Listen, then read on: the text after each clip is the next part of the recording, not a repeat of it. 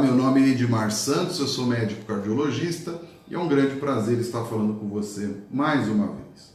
Como você viu ontem, nós fizemos um vídeo acerca do colesterol. O colesterol que é um lipide, e que mantém uma associação com doença cardiovascular. Nós falamos, apresentamos os documentos, as evidências da relação então do colesterol como fator de risco da doença cardiovascular. Ficou bem claro, apresentamos o estudo Mr. Fit, que é um estudo de intervenção, apresentamos o estudo de Framingham, apresentamos casos de hipercolesterolemia familiar, de tal sorte, inclusive, uma meta-análise grande, de 2016, mostrando a associação maior do colesterol do que com AVC e maior em homens do que em mulheres. Contudo, não há dúvida do papel do colesterol na doença arterial coronariana. Isso aí é bem estabelecido na literatura e não há dúvida sobre esse assunto. Então, quero falar que eu não recebo nenhum tipo de apoio de indústria farmacêutica, não trabalho para nenhuma delas, E nunca trabalhei, inclusive, e não recebo nada por esses vídeos, nem nenhuma forma de apoio e não aceitaria também. Então, fique claro que são opiniões pessoais de um profissional, não são opiniões da sociedade, de especialidade, nem nada disso. Uma opinião minha e que eu estou colocando para os senhores aqui. Então, uma outra evidência forte, temos aqui em mãos o estudo InterHeart. O estudo InterHeart é um estudo também observacional, feito pela equipe do Dr. Salim Yusuf, que é um dos mais renomados cardiologistas do mundo. Foi feito em 52 países, o estudo caso-controle. E o InterHeart também, como os senhores podem ver, foi publicado no Lancet, que é a melhor revista inglesa na área médica. Vocês podem ver aqui. Então, o InterHeart. E o InterHeart mostrou que existe sim uma relação do colesterol como um fator de risco cardiovascular através das apolipoproteínas ApoB e ApoA1. A ApoB, ela carrega o LDL colesterol e a ApoA1 carrega o HDL. Então, é uma forma mais precisa, porque você consegue carrear ou medir de uma outra forma um pouco mais precisa, porém um pouco mais cara, as lipoproteínas, Então, os lípides. Então, aqui ficou bem claro que entre todos os fatores de risco no InterHeart, o que melhor se associou mais que tabagismo, mais que diabetes, mais que gênero, mais que idade, o fator ApoB sobre ApoA1, que são as apolipoproteínas que carregam o colesterol. Eles mantêm uma forte associação com doença cardiovascular. Os autores, inclusive, sugerem que no mundo, em vez da gente medir o LDL, o HDL, nós poderíamos adotar a mensuração da ApoB sobre a ApoA1, que teria uma associação, inclusive, melhor. De fato é verdade, só que o custo disso seria impraticável, ao que tudo indica. Portanto, os países optaram, as sociedades, no sentido de que, infelizmente, os recursos são limitados, sobretudo em países como o Brasil, que gasta 3% do seu PIB em saúde. Então, enquanto na Europa se gasta $4.000 per capita ano em saúde, no Brasil o serviço público gasta $500. Ao todo dá $1.000 entre público e privado, mas a quantidade insuficiente para compararmos a situação. Então, o InterHeart eu mostrei para vocês, e aqui uma publicação do laboratório Fleury, que eu já vou falar para vocês, bem interessante, mostrando aqui, você pode ver então a característica aqui embaixo do que seria a ApoB. Então, é uma apolipoproteína carregando então o LDL, e na outra página você pode ver a ApoA1 carregando o HDL. a High Density Lipoprotein, uma lipoproteína de alta densidade, que ela faz então o transporte reverso, ela se liga no colesterol ruim, né? Leva de volta para o fígado para que saia nas vias biliares, né? Então faz o transporte reverso. Então, mais uma evidência da relação dos lípides com a doença arterial coronariana. Muito bem, vamos para frente. Aqui nós temos a diretriz de 2017 da Sociedade Brasileira de Cardiologia. Vocês facilmente vão encontrar isso na internet. E nessa diretriz já fala que claramente não há necessidade do jejum para o exame de colesterol.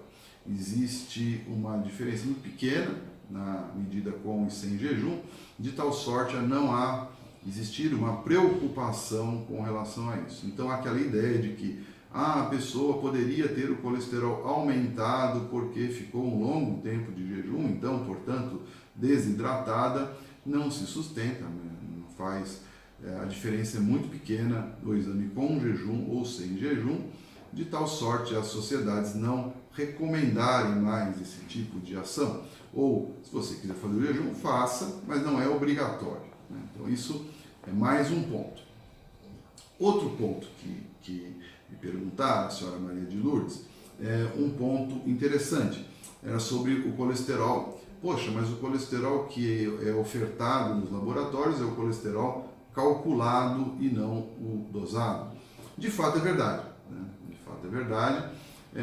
Hoje alguns laboratórios, por exemplo os do grupo DASA, eu também não ganho nada deles para falar, mas enfim, eles fazem esse serviço, oferece tanto o dosado quanto o calculado, o LDL.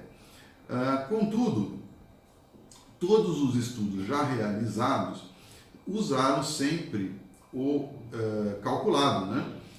Pela fórmula de Friedewald. Então, é muito melhor você usar realmente o calculado, porque foi todos os estudos baseados em cima dele, do que no dosado diretamente.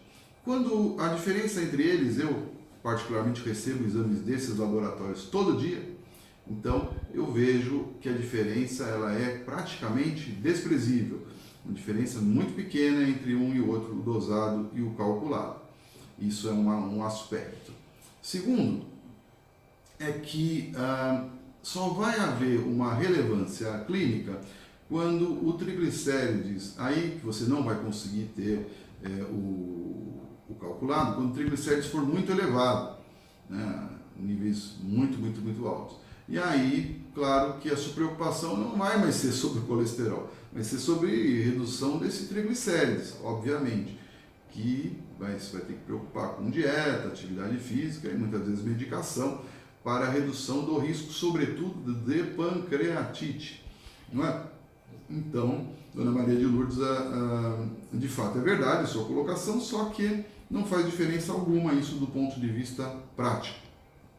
Outra colocação, uma pergunta do Sr. Edson, que eu achei bastante pertinente, é que o colesterol ele teria importância, então, quando ele estaria oxidado, e que o LDL sem estar oxidado, ele não teria importância.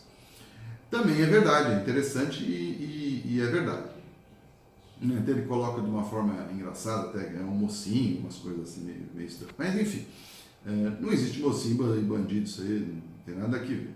O que acontece é o seguinte, o LDL, para que ele seja aterogênico, realmente ele tem que estar oxidado, né?